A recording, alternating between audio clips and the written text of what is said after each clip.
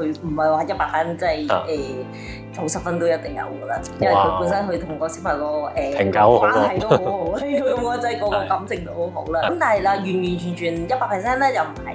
咁好似我都試過係有啲我認為可以有進步空間，咁但係個補習老師又好似未如我嘅期望應該咁講。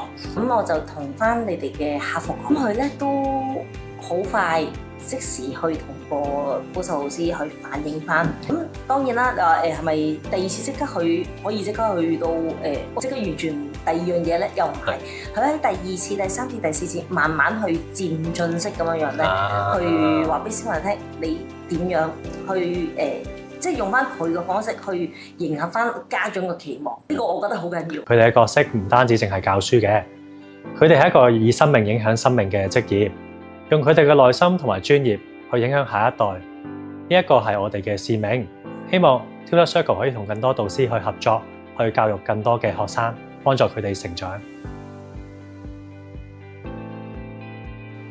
喺未來嘅10年啦，我希望 Tutor Circle 神寶咧可以繼續擔當教育嘅橋樑，去幫助更多嘅學生，透過科技同埋用心嘅服務，去幫助佢哋去學習。